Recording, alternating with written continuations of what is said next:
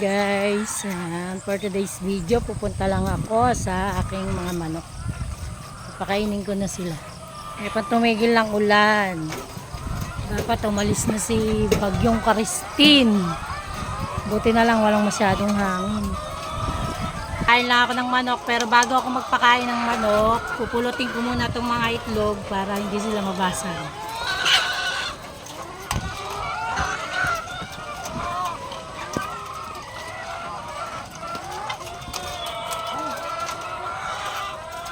Sayang naman to, basag.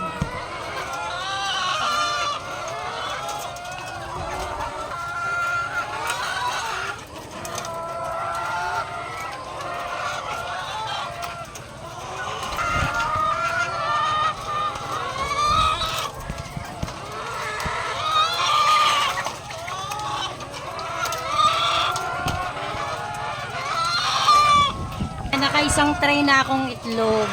Kaya pinupulot ko ito ng maaga kasi hindi iwasan kong mabasag yung mga itlog kasi sayang naman, di ba? O ngayon, namumulot ako ng maaga para pagkapulot ko nito, titimbangin ko naman to kasi may mga order ngayong maaga.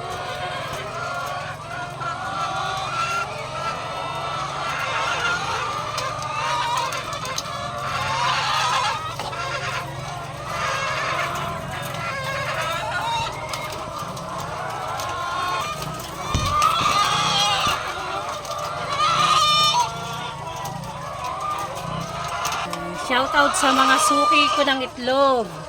Maraming thank you po sa inyo. Kaya napulot ko na yung mga itlog. Magpapakain naman ako ng manok. Pakakainin ko na sila.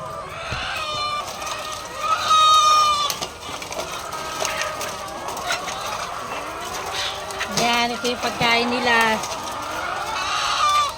Bawat isa kasi kailangan 50 grams sa umaga. Yun ang pakain ko. Tapos sa hapon, 50 grams. So ito yung naglalaman ko ng 200 gram pagka-apat sila sa kulungan.